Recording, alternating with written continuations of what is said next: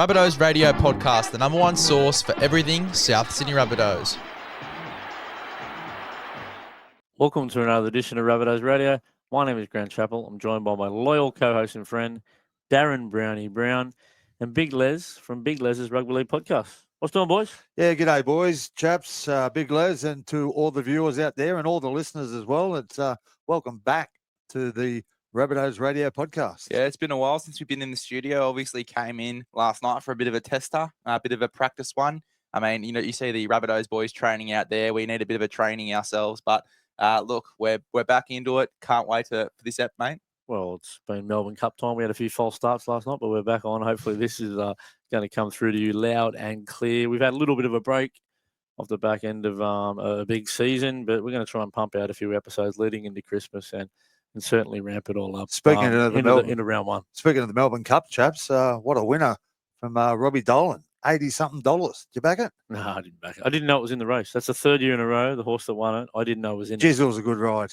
Yeah, my mum actually put a bet on it because it was in the sixth barrier, number 11, so it matches up with her birthday. Well, so a bit of an go. omen there.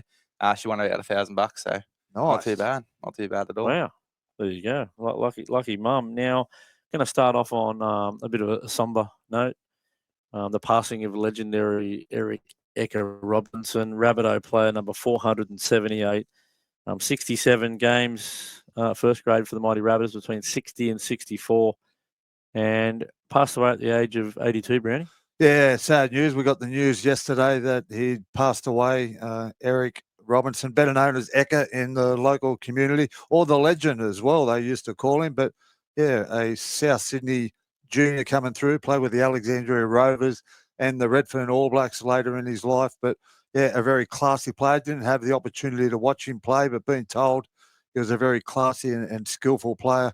Chaps, your dad said he watched him play many a times. But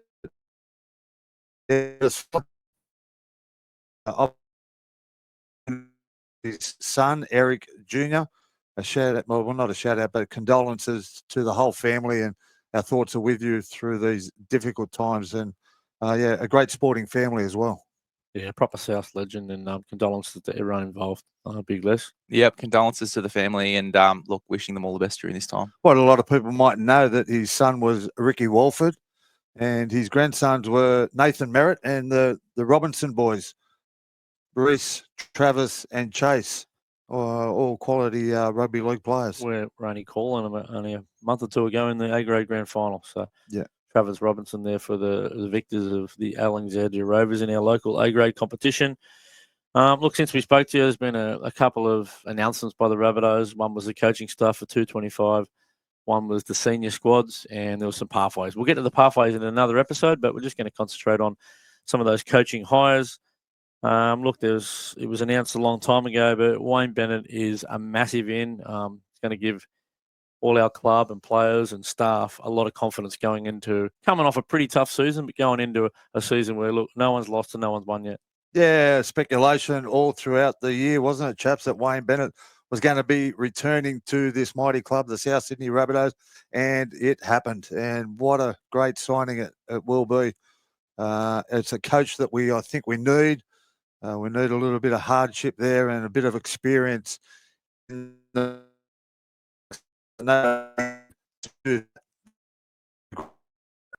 Get the best out of some of the younger blokes as well, which is really nice to see. I know there's a lot of young blokes that you're very keen on yourself, Chaps. But, Wayne Bennett's the perfect guy to get, the best out of those guys. The juniors is looking really, really ripe as well, which is nice to see with him coming back in, coaching staff looking beautiful. Everything is really, all the boxes are being ticked going into 2025. Well, he's a great man. Got some great staff behind him who do a lot of the work, and he sort of like just manages the players. He cares about the players, not only what they're doing on the football field on the training paddock, but away from football altogether in their personal lives. So, yeah, it's one great appointment, I believe. Well, he just commands respect. He stands up in the room and speaks, and you can hear a pin drop. So he's going to be huge for the attitude of this team. But he's going to sign with South, the Roosters, Bulldogs, whoever. Sometimes it can just be, look, some young bloke's father might say, I want you to be coached by Wayne Bennett, and that's going to be happening It's happened all the way down through to the even the Harold Matthews. I think Mm. he's had an impact on a few big signings there, which we'll get to on a later episode. So, Well, he signed for 3 years, hasn't he, Chap? So, them areas that you were just talking about, that kid might be only 2 years away. He's still going to get the opportunity to be coached by Wayne Bennett in that third year. yeah, for sure. I'm sure Wayne will be keeping an eye on all the pathways, and all his staff will be doing the same. Steve Antonelli comes back to the club after a stint in 2021. Jumps in as an assistant coach coming from via Parramatta. Well, he actually worked with Wayne Bennett in the last year that Wayne was here in his tenure before. But, yeah, a coach that has been around the game for so long. He's been involved in the game for 35 years, played at the highest level for the Penrith Panthers. He made his debut in the mid-'80s, and he's been into some great systems around the traps in the coaching staff with the Bulldogs, the Raiders, and like you said, with us, and he's just done a full circle. He's returned with us, and I'm sure Wayne's got a lot of confidence in him. Yeah, 100%. It's great to have a bit of familiarity there as well with Wayne coming back in. Everything's just looking exactly the same, or not exactly the same, but very similar to how he left it. And he can sort of just carry on from there, which is really nice. Yeah, and Ben Hornby obviously going to work underneath Wayne Bennett again. Johnny Sutton's going to do a lot of development. He's been there and there at the training the first block period, whereas Wayne won't. I don't think he even relocates till early December. He's not even in New South Wales, but I'm sure he's been looking at the cameras, no doubt about that. And Jace Clark was a good appointment, coming as a football manager. You won't meet a more honest, more hardworking young bloke, and I think he's going to be someone that's going to be a real valuable asset to this football club over the next couple of years. Yeah, premiership winning player for this club back in 2014. He's very well liked around the players and the staff in the club, and I think it's a great appointment moving forward. He's going to have a more hands-on role, taking a little bit of pressure off Mark Ellison, whose role has just changed a little bit as well. But yeah, really, happy for Jason Clark that he's going to be further involved with the club and more of the day-to-day operations. He's got a lot of passion for the younger crop coming through as well, and a lot of the work that he did with those young guys was really nice, and the passion that he spoke with about the future, going to a few of the captain's runs last year. Last year. It was great to just see him talk with such passion about the young crop coming through. It gives you a lot of confidence as a South fan. Well, he knows what it takes to win. I mean, he's just won just about everywhere. Australia, England, France. He wasn't quite successful here in the South Juniors comp this year. He was pipped at the post by the Rovers, but yeah, and not too many players can say that, Chaps. He's had success for, like you just said, wherever he's gone. He's won Challenge Cups over in the UK. He won a premiership in the French competition, and like I said earlier, a premiership here in 2014. So, yeah, luck just follows him, and hopefully we've got that luck this year or next year. And speaking about 214, assistant coach for the Rabbitohs that year, we won it 10 years ago. You would have seen the glory years documentary coming out by the Rabbitohs. Snoopy Collins jumps back into the chair and he's going to coach the Reggies, and he'll be huge. Yeah, definitely heavily involved in that 2014 premiership win. Defensive coach, and it's an area that we need to improve on. I'm sure he'll bring plenty of expertise and his structures around the defensive patterns, and hopefully we can improve that area. But yeah, Snoopy, a champion fella and a successful player himself in then great Raiders teams back in the 80s. Played a little bit at the St. George Dragons. He played in the grand final at the Dragons? I think he might have. Yeah, so he's had a couple of years of success himself in the playing ranks. But yeah, a great fella, and once again, very well liked around the club, and it's good to see him back. And get that defensive effort back as well around the playing group. I think it's going to be huge. It's something that we lacked a little bit going into this season, and probably a reason why we sat where we were. But to get that back, I think if we just go up 15%, like you said yesterday, we could definitely miles ahead of a lot of other clubs and real shot for the top 8. Well, yeah, you just said a couple of blokes just come up a few percent, a little bit more desire with a guy like Wayne Bennett in the building and some of the guys we've been speaking about. Look, anything could happen. We were pretty far away at times this year, but there were stages where we looked like we were playing some good footy. We just didn't have the cattle on the park, and they've named a pretty solid 28-man squad, which we're going to get a deep dive into very shortly. But yeah, we've had a horror run with injuries over the last 2 years, and I've said it many times on the show. Our injury toll has been horrendous, and hopefully we can get off to a good start. But Snoopy Collins, his attention to detail. You watch that Chasing Glory. I've only watched the first 2 episodes. I've got to get to the third one today or tomorrow. But his attention to detail and his little areas that he's going to be working on is going to improve us out of sight. Well, one was mindfulness and stuff like that, trying to get him in the moment, doing a bit of meditation and stuff like that. They felt that they also wanted to get some young blokes who they seen as future leaders over in that Arizona thing. So there was a lot of, you can always learn and try something different. And Snoopy will be a big in. Another big in to harden this group up who come in a little underdone. We've said it on many occasions, been said through the mainstream media. Trent Elkin comes in, a bloke who's been around the traps, a bit more old school than the blokes we've had in the past. Nothing against them, but he comes in with a hard edge and he commands respect. And he's a bloke that's going to, look, quite simply, flog these blokes and get them hard and ready for a massive season coming up. And it's exactly what they need as well. They just need to harden up a little bit, really get focused going into this year. I'm really excited for 2025. Yeah, once again, I'm going to refer back to the Chasing Glory documentary, and it couldn't have come at a better time because it just shows you in episode 1 what it takes to win premierships, and that's hard work. And hopefully that Trent Elkin can instill that over the next, 6 to 8 months in the off season, and we start, with a bang, because we certainly need it. There's no secret we were off the pace in terms of fitness and our work ethic last year. And I'm sure the players will be the first to admit it, and I'm sure Wayne knows that as well. But yeah, hopefully, he can do his work his wonders and get off to a flying start. Only popped down to training today. I haven't had a chance to get down there too much, but a training group's working hard when there's not much talk in fitness drills. And there was a big group of them about to do some shuttle runs and whatnot, and there was hardly anyone saying anything because they knew what was ahead of them. So that's a pretty good indication. You won't hear me say a word down at that 400 club down there Friday morning, Brownie, because I'm concentrating on breathing. Well, look, you just speak to a lot of players that have won premierships. Unfortunately, I didn't. But back in 1989, when we won the minor premiership, we were the fittest team in the competition. We mightn't have been the most skillfulest because the Raiders and Balmain went on to play in that grand final. They're arguably one of the best grand finals of all time, they say. But the reason why we were minor premiers is because we were the fittest team in the competition. And, to win premierships, you've got to be fit and you've got to be disciplined.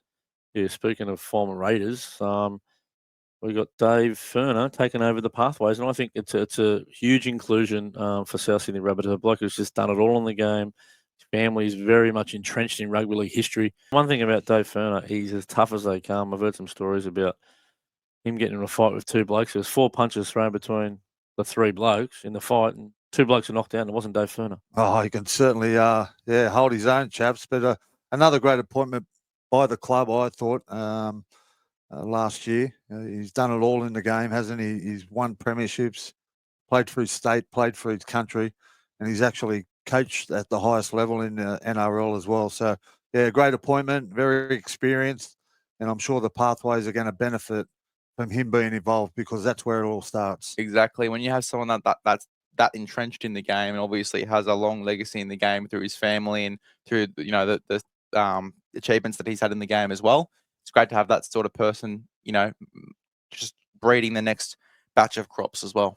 Yeah, look, the next generation is pretty lucky to have him guiding them through. Looking forward to that. We'll talk pathways another time. Like I said, we might jump into the squads that were announced. We announced a 30-man squad, but there's only 28 blokes named, which you can understand that. You leave 2 spare for all those training trialists. There was half a dozen training trialists who can strive to grab one of those positions, or obviously you got your 6 dev spots. We only named 5 dev spots, so there's 3 available as we speak.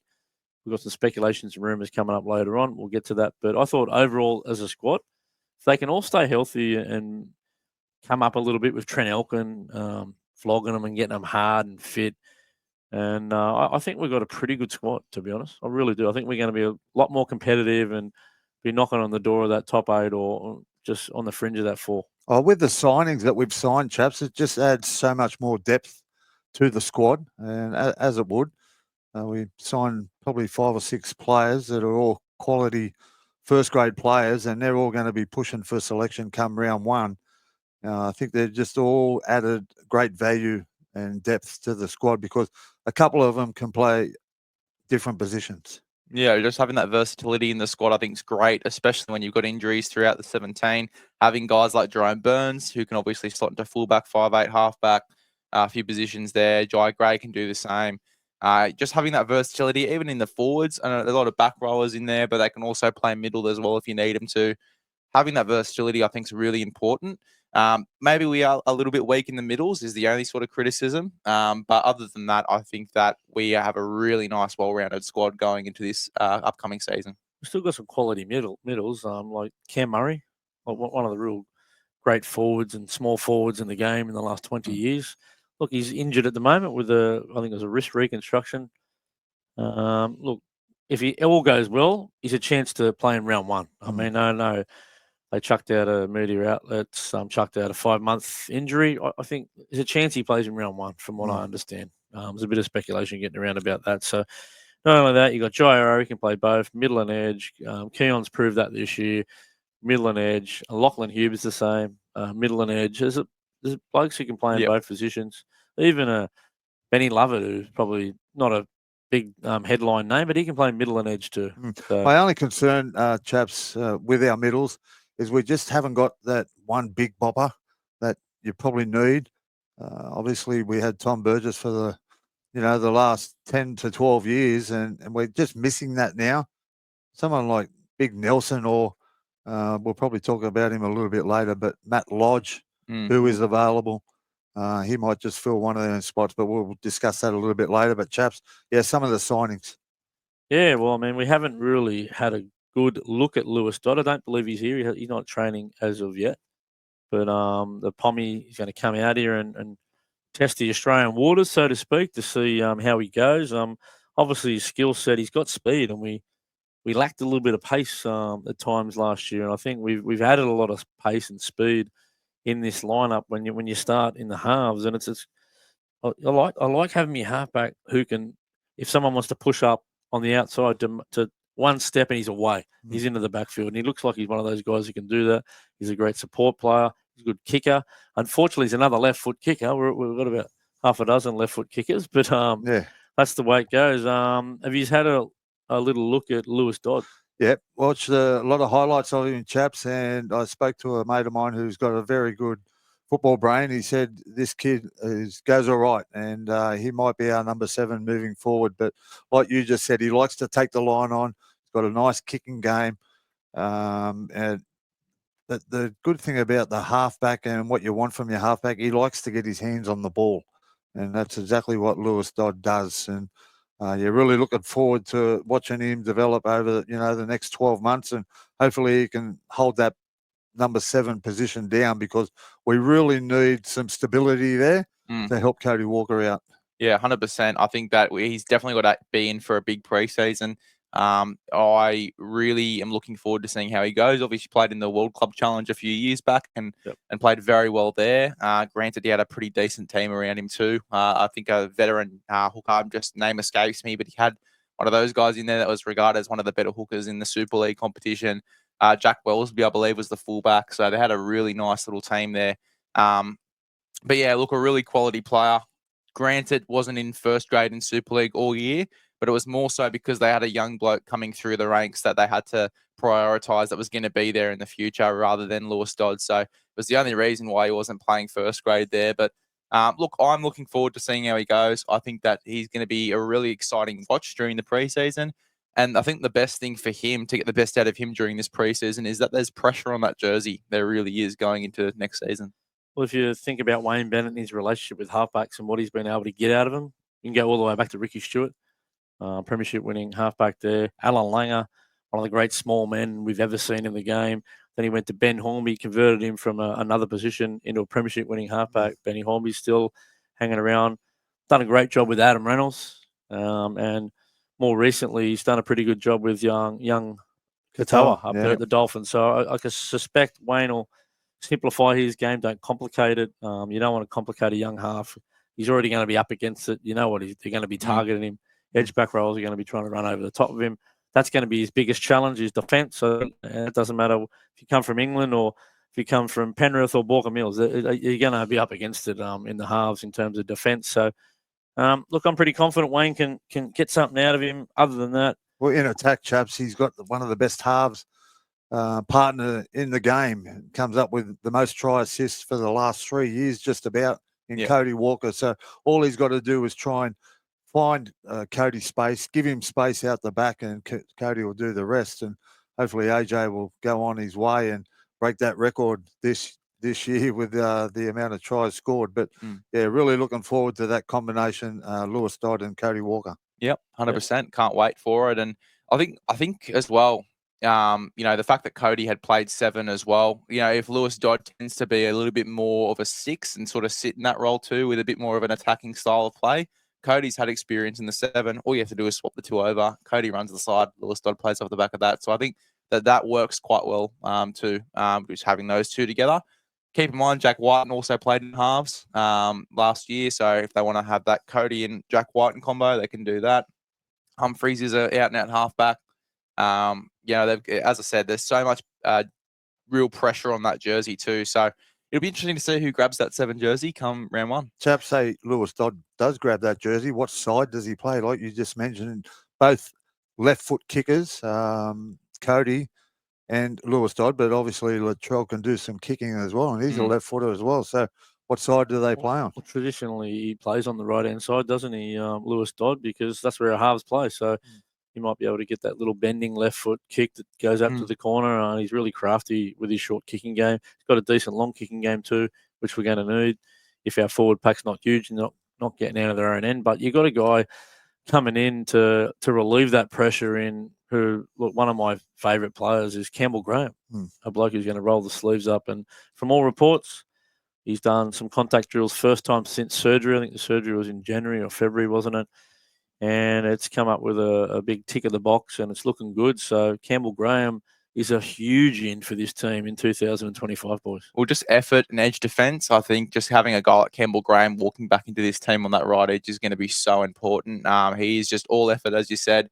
Really tough in attack. He was in the Origin conversation, obviously in the Origin squad before that injury too. So, really looking forward to seeing what he can do in 2025. Yeah, back then he was regarded as one of the best defensive centres in the game, and that's why he got his opportunity in Origin. Played for Australia before he played Origin, but in saying that, his tough carries are going to get us out of a lot of trouble, and that's an area that we really, really missed last year. And I'm looking forward to Campbell coming back and playing his role in the team from round 1. Yeah, touching on the edges, we got Ewan Aitken coming in, who's got a bit of speed and a bit of pace. Schuster, they can get him nice and fit. He's got a lot of skill. He's also quite quick. I've seen him in the lower grades do that. You've got another guy coming in, Max McCarthy, who I've been lucky enough to call a few games and gone out and watched some of his games for Jersey flag in the Cronulla team. They made the grand final. He's got a fair bit of spatial awareness. He runs a nice line, scores a couple of tries off his halfback's hip. He backs up. He can jump into first receiver and play out the back. He's a find. Whether or not he plays first grade in 2025 is yet to be seen, but he's certainly someone who's going to put a bit of pressure on the blokes above him. Yeah, I'm sure he's going to benefit with an off-season training with the top squad.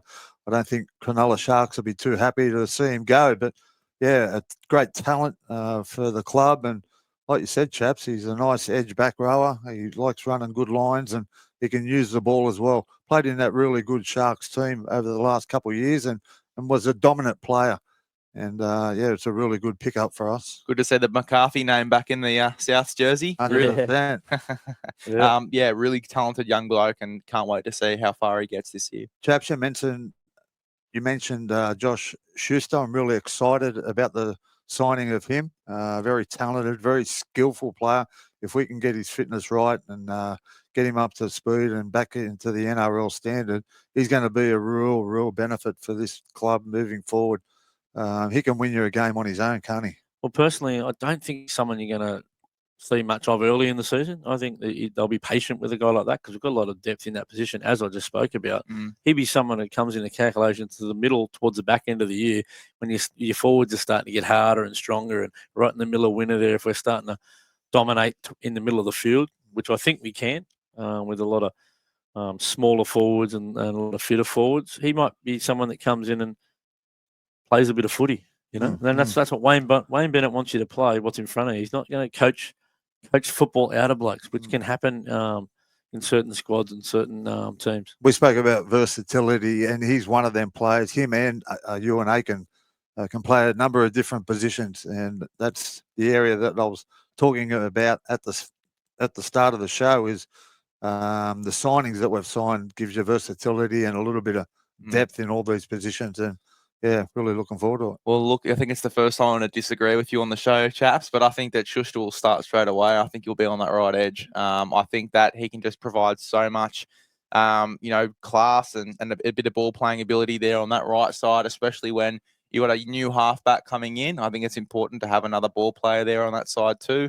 Plus, you're getting another ball player next to guys like Campbell Graham and setting them up as well with Tyrone Munro. You'd think would be on that right wing.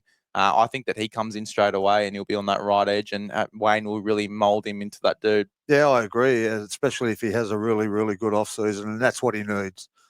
He's got to be super fit. He's got to be rock hard, and he'll get the opportunity. Yeah, he's talented enough to do it, but I don't see him starting early in the season, but I'm happy to be proven incorrect.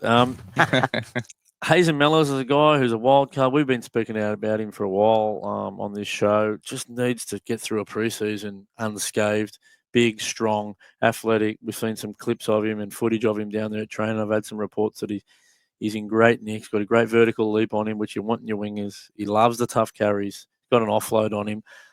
His hands can be a problem in some of the games we've seen him in this year. We've only seen him in small minutes coming back from injury. Let's hope we can get something out of him, and he can put some pressure on the blokes above him. You think, your Fletcher Myers, your Alex Johnsons, your Tyrone Munros, but just a nice little crop of wingers there. Yeah, exactly, chaps. I was just about to say the same thing. We've got some young, good up-and-coming wingers coming through in terms of Ty Munro and Hazen Mellors.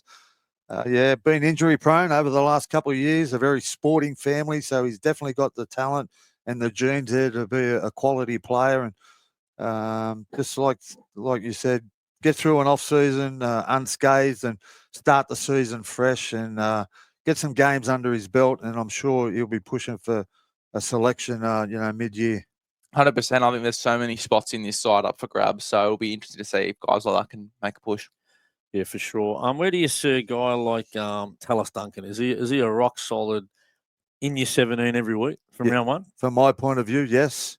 The way he plays, he's very energy. He plays with a lot of energy. He's on the ball. He's a great defender. He's got quick play the balls. He can ball play. He's a great ball runner. He breaks tackles. Why wouldn't you have him in your team and in your 17?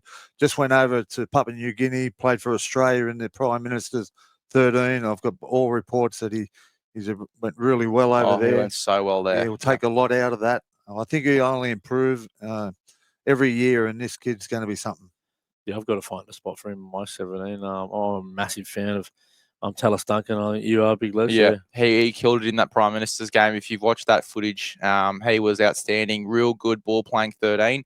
I think looking back at this South side too, it just adds a little bit of class as well in terms of getting Cam Murray off for a little bit more of a rest this year. You don't want to overwork him going into the back end of the year, especially if we do make finals. It's great to have that guy like Tallis Duncan who can come on and play that ball playing 13 role. I think Keon's going to be moving into the middle rotation. In my 17 at least. So I think that, having a guy like Tallis who can slot into that 13 role, I think is really, really nice. He's so hard to handle. Every time he has a carry, he always breaks one or two tackles and hard to put down on the ground. And you know what I like about him? He's got a little bit of shit in him. I was going to say a word then, but I won't say that particular word. But he stands up to him. You know what I mean? And that's what you want from your players. Get a little bit of aggression into you, and Tallis has got that. You spoke about his Prime Minister's 13. He took a bloke on, hit the bloke, pulled the jumper over his head. He got it right over the top. 100%. Don't let players stand over you. You know what I mean? We need that alpha male in the pack. We know Jairo is going to be that man, but he needs a few blokes to go with him. I think a guy like Lachlan Hubner could be someone just to go up and be a bit of an intimidator. He looks like a real strong looking young bloke. You got anyone else who you think should play that role, boys? Well, we need all of them to step up and play that role, chaps. Keon Kalamatangi, Junior Totola, apart from just playing their role, you've got to get amongst it. And, we really need help for Jairo and like we said, that other player. Yeah, Lachlan Hubner, I really rate him. Obviously more of a back rower, but can just with that versatility can convert into either or and just play a role for your side. And Wayne Bennett's the best out of getting the best out of guys like that. So keen to see how Lachie Hubner goes. Yeah, you like to think Shaq will come in and, at some stage, and I know he's pretty aggressive, Shaq, but he hasn't had that opportunity. Keeps getting hurt, can't get those games back to back. He'll come into calculations now. I'm going to throw 4 names at you. I want you to tell me who you think is going to play more minutes in 2025 at the hooker position. It's been left vacant by Damien Cook's exit to the St George Illawarra Dragons. Humphreys, Lockie Ilias, Peter Mamo, who's probably the favourite at the moment, and Liver, who's just played a bit of hooker there for Tonga. Who do you think plays more minutes in 2025 out of those 4? Oh, well, look, they're probably all going to get an opportunity, aren't they, chaps, throughout the season? Who starts? Like you just said, Peter Mamazelis will be the obvious choice to start, but I'm going to say Lockie Ilias. I think he's going to come back bigger and better at that number 9 position. I know there's a lot of talk around him playing 14, where he can play a number of different positions, like we spoke about earlier in the show. But I'm going to say Lockie Ilias for me. He's a great defender. He's a big body. He can dig into the line. He plays square. And I think Wayne will really get the best out of him. So I'm going to say Lockie Ilias.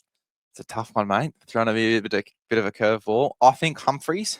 I just like what I've seen from him at 9 in certain games in the trials for Manly. I think that he's real creative, and having a bit of a kicking game at a dummy half as well is a real bonus. He's just built for that number 9 jersey too. You look at he's just his sheer size on him as well. Defensively, he'd be able to handle it. I think that Lockie would be a lot better at 14 because you can bring him on in a few different roles. I wouldn't even mind him at lock, just playing a bit of 13 off the bench and just having a bit of the second 5'8" sort of role there off the bench. But one name you haven't thrown up, which I think that, he's still in the development list, but I think if he kills it in the preseason, we'll see a lot of him. Bailey Biondeodo is a guy that not a lot of people know that we've signed. 22 years of age. I thought he was a lot older because he's been around for a while. Obviously spent a lot of time at the Dogs. Injuries hurt him a bit. I think that he'll have a real crack this preseason. He can play 9. He was brought through as a 9 for the Dogs and moved into that sort of role.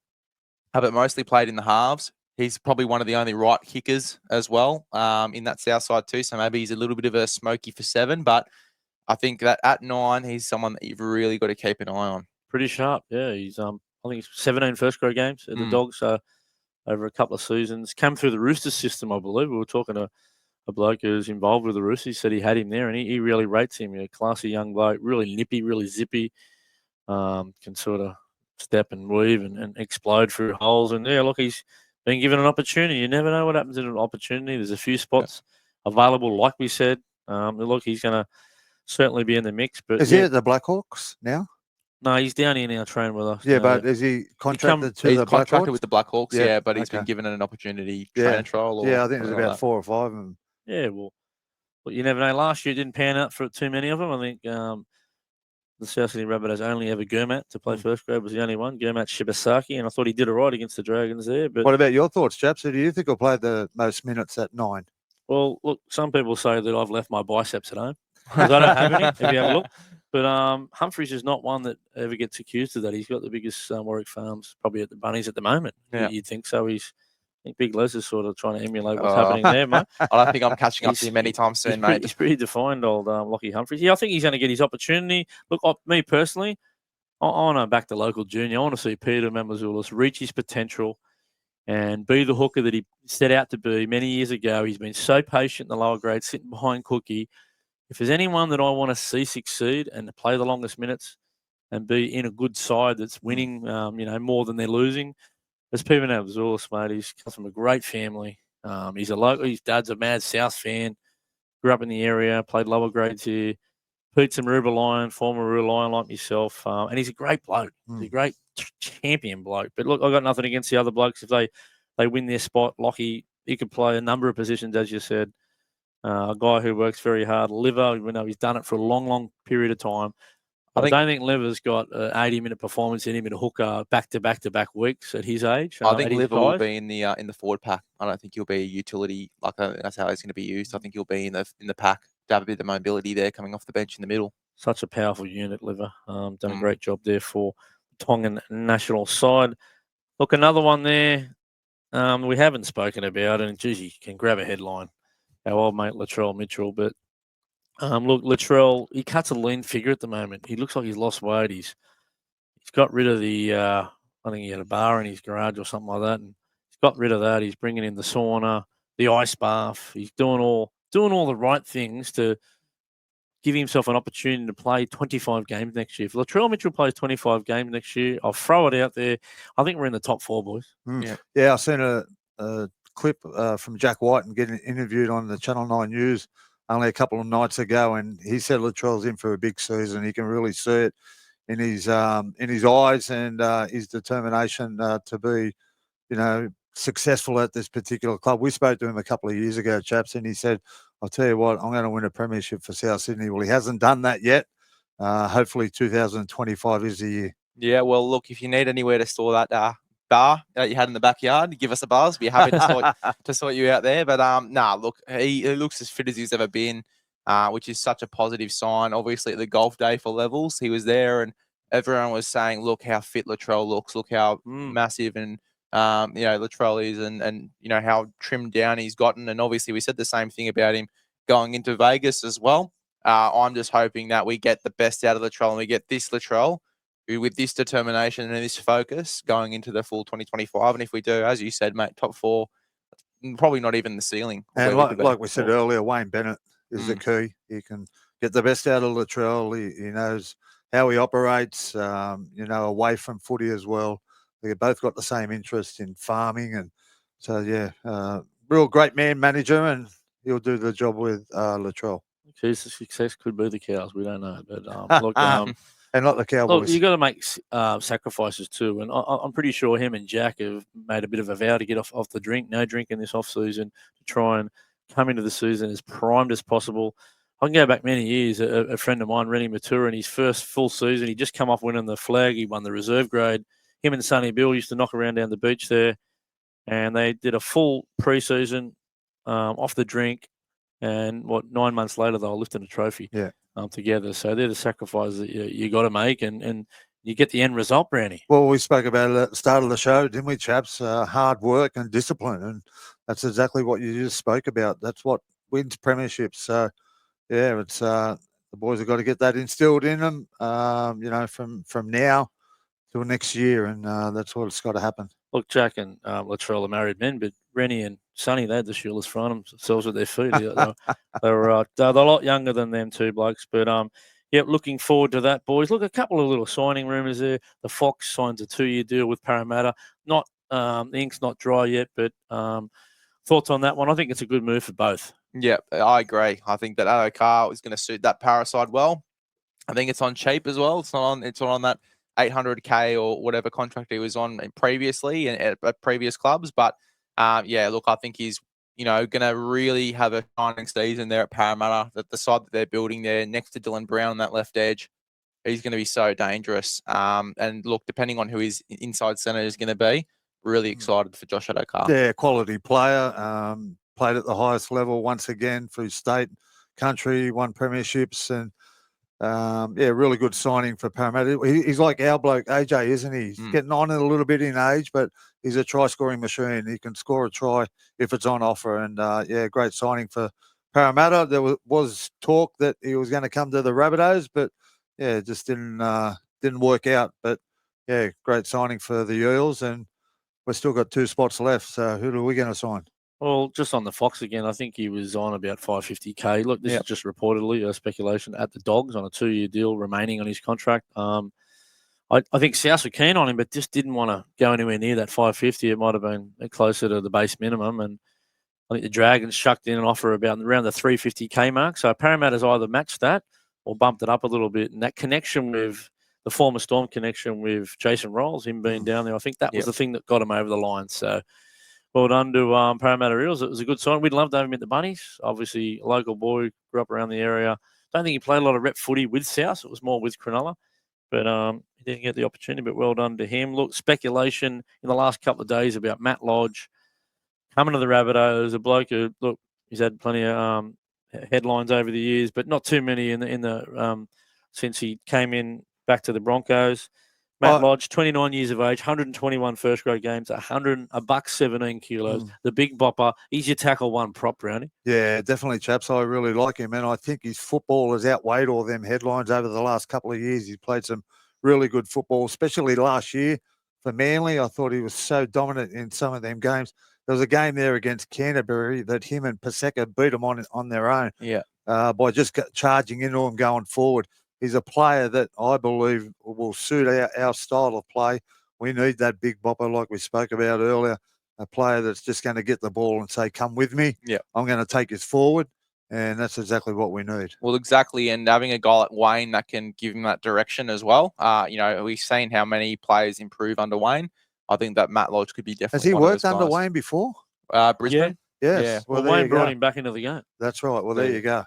At the Bronx now, you spoke about who do you think is going to be that 28th, 29th man. Myself, I reckon it's going to be Bateman, Johnny Bateman. Yeah, He's not done here in Australia. I know he's over in England at the moment. I don't think that the Tigers relationship, that's done. That's never going to be repaired there. But look, little connection there with Wayne Bennett, who's coached him with the British side, the English side. I think he ends up in a South jersey before June 30. I like him as a player, Chaps, but I just don't think he'll suit our style. He creeps out of the structure system so much. A little bit selfish in terms of the way he plays. Great player, don't get me wrong. But I think we've got a couple of them players already. Jai Arrow is a similar type player. I think we need a bigger body up front. But, yeah, look, would you knock him back? Probably not. But I'm hearing he's going to Manly. So he's got a lot of tread on the tyres. He's played 285 games, 31 years of age, on a monster contract with the Tigers. So the Tigers are going to tip in. Look, it'd be a nice bloke to have experience-wise in your pack. Losing a guy like Tommy Burgess. I know they're different positions, but, yeah, I certainly wouldn't knock it back. I don't think he leaves England. I think that he stays over there in the UK. I seriously don't think we see him back in the NRL. Not so much from any of the reports that we've seen, but I just think that, what's the one reason that he's come and left sides? It's to go back over to the UK to spend time with his daughter.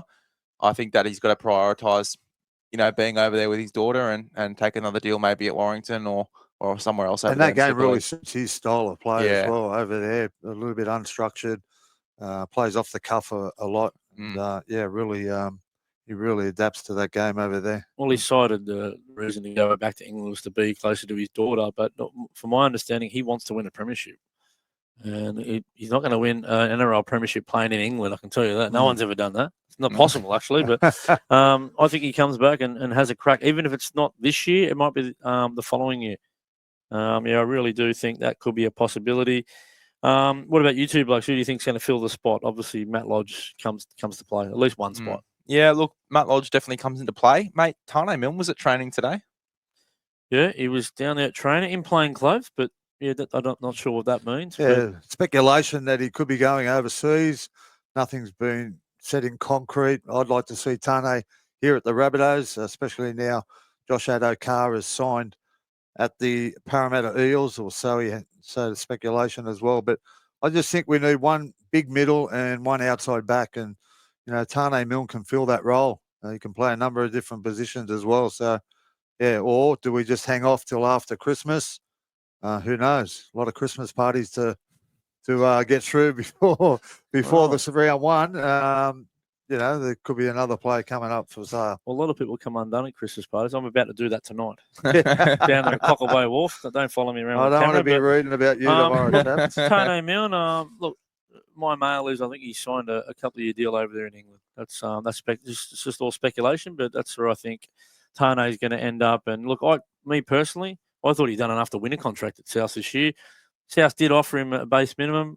I think he's worth a little bit more than that, but that's just my personal opinion. I could be wrong, and I'm not sure if the offer's there anymore, and they might have gone in a different direction. And you can understand that from South's perspective, but I know you're a big fan of what you've seen out of Tane this year. Huge fan, and just the fact that he was able to play back row and have that versatility there for Fiji as well. Played lock for them before too. I just think that, having that level of versatility in your squad, I think is a great thing to have. And even just chucking him in a jersey 17 as well and just having him come off the bench and play a little bit of back row, play a little bit in the middle and have a bit of flair and speed and footwork and mobility there, I think would be nice. So look at the way Gus signed their players last year. Yeah. He signed about 6 or 7 versatile players. Yeah. And people were saying, "What are you doing, Gus?" And look at the way they all played and Yeah. the way they turned out. You know what I mean? So, yeah, you can't have enough of them in Yeah. terms of the versatility, playing a number of different positions. And I'm like you. I thought Tane was outstanding last year. Some of the games that he played, he got our Brick by Brick award, didn't he, Chaps? Ramos Brick by Brick award. Many times. And, Many times. yeah, outstanding. Tane, whatever you do, mate, wish you all the best. Yeah. Yep, he's about 29 years of age, so he probably looking to secure his future. He's got a young baby coming in into the world early next year. So we wish you all the best, Tane, with whatever you end up doing. Congratulations goes out to South Sydney Rabbitohs winger from this year, rookie winger. Again, 29 years of age. We're on that 29-year-old trend. Jacob Gagai signed a couple of years over there at Huddersfield Giants. So well done to you. Jacob, you worked your backside off. You could have left the game many times, plugging away in the Reggies. Yeah. Well done, Gags. Yeah, going over there to join Big Tommy B at the Huddersfield. Good club over there. And Ethan O'Neill as well. The former South Sydney Rabbitohs has gone over to play with the Lee Leopards. He's just signed a 2-year deal. Went from the Rabbitohs up to the Broncos. But, yeah, I think junior here. Did Huddersfield not sign Jared as well? No, Hull KR. Hull KR. Yeah, all right. Willie Peters got Jared. Oh, Big JWH. Watch out over there in the Super League. Yeah. Big Willie might have to tackle him at training. We'll see how that goes. I wouldn't want to tackle big JWH, mate. That's about it, boys. You got anything else before we sign off here? Nah, big thank you. We've got some big news coming in regards to sponsorship. We'll announce that in a couple of weeks' time. But, yeah, if you like this show, please subscribe, like, and comment on all platforms. And Chaps? Yeah, I like it when the listeners and viewers comment there. Please jump on. Throw if you think there's a subject you want us to talk about, throw it in the comments, and we'll certainly get back to you. All three of us can jump on there and get back to you on that one. Going to have a few shorts coming out. Please share as much as you can if you like it. Send it to your mates who might be interested. Really appreciate it here at Rabbitohs Radio Podcast. And also, you'll see a new studio setup in 2025 coming your way. Perfect. We'll see. Yeah, we've got to get the saws out. And we've got to sort this joint out. But that might be it for another edition of Rabbitohs Radio Podcast. Up the mighty Rabbitohs. Up the Rabbitohs.